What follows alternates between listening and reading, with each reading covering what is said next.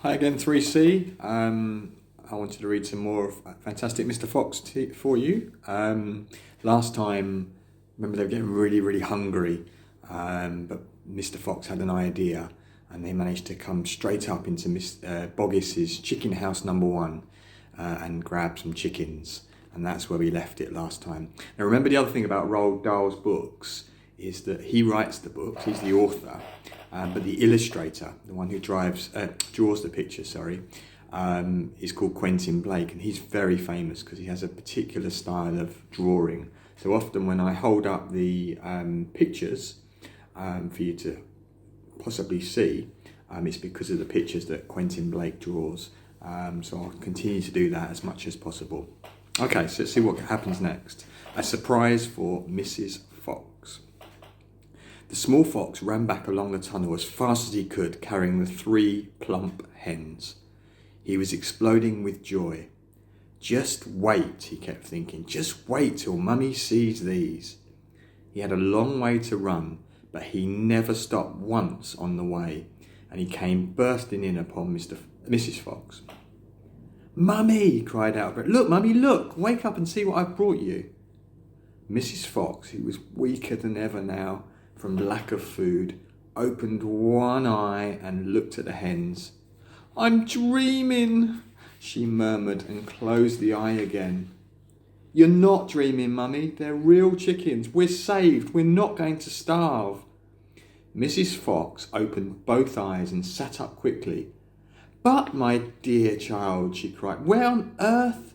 Boggis's chicken house number 1, spluttered the small fox. We tunnelled right up under the floor and you've never seen so many big, fat hens in all your life. And Dad said to prepare a feast.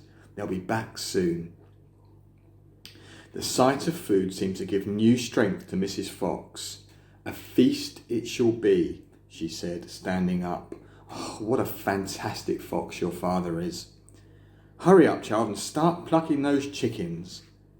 Far away, down in the tunnel, the fantastic Mr. Fox was saying, now for the next bit, my darlings. This one will be as easy as pie. All we have to do is dig another little tunnel from here to there. To where, Dad? Don't ask so many questions. Just start digging. There's Mrs. Fox, excited when she saw the chickens. Okay, so the next chapter is called Badger. Mr. Fox and the 3 remaining small foxes dug fast and straight. They were all too excited now to feel tired or hungry. They knew they were going to have a whacking great feast before long, and the fact that it was none other than Boggis's chickens they were going to eat made them churgle with laughter every time they thought of it. It was lovely to realise that while the fat farmer was sitting up there on the hill waiting for them to starve, he was also giving them their dinner without even knowing it. Keep digging, said Mr. Fox. It's not much further. All of a sudden, a deep voice above their heads said, Who goes there? The foxes jumped. They looked up quickly and they saw, peeking through a small hole in the roof of the tunnel, a long, black, pointed, furry face. There you can see. Badger! Cried Mr. Fox. Foxy, cried Badger, my goodness me, I'm glad I found someone at last. I've been digging around in circles for 3 days and nights, and I haven't the foggiest idea where I am. Badger made the hole in the ceiling bigger and dropped down beside the foxes.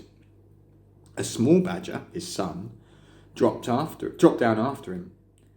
Haven't you heard what's happening up on the hill? Badger said excitedly. It's chaos. Half the wood has disappeared and there are men with guns all over the countryside. None of us can get out even at night. We're all starving to death. Who is we? Asked Mr. Fox. Well, all of us diggers, me, Mole, Rabbit, and all our wives and children. Even Weasel, who can usually sneak out of the tightest spots, is right now hiding down my hole with Mrs. Weasel and 6 kids. What on earth are we going to do, Foxy? I think we're finished. Mr. Fox looked at his 3 children and he smiled, and the children smiled back at him, sharing his secret. My dear old Badger, he said, this mess you're in is all my fault. I know it's your fault, said Badger furiously. And the farmers are not going to give up till they've got you. Unfortunately, this means us as well. It means everyone on the hill. Badger sat down and put a paw round his small son. We're done for, he said softly. My poor wife up there is so weak that she can't dig another yard. Nor can mine, said Mr. Fox, and yet at this very minute she is preparing for me and my children the most delicious feast of plump, juicy chickens. Stop, cried Badger. Don't tease me, I can't stand it. It's true, cried the small foxes. That's not teasing, we've got chickens galore. And because everything is entirely my fault, said Mr. Fox, I invite you to share the feast. I invite everyone to share it. You, Mole, Rabbit, Weasel, and all your wives and children. There'll be plenty to go around, I can assure you. You mean it? Cried Badger. Do you really, really mean it? Mr. Fox pushed his face close to Badger's and whispered darkly. Do you know where we've just been? Where? Right inside Boggis's chicken house, number 1. No. Yeah. But that is nothing to where we're going now. You've come just at the right moment, my dear Badger. You can help us dig. And in the meanwhile, your small son can run back to Mrs. Badger and all the others and spread the good news. Mr. Fox turned to the small badger and said, Tell them that they're invited to the Fox's feast. Then bring them all down here and follow this tunnel back until you find my home. Yes, Mr. Fox, said the small badger. Yes, sir, right away, sir. Oh, thank you, sir. And he scrambled quickly back through the hole in the roof of the tunnel and he disappeared. The book's definitely getting exciting now.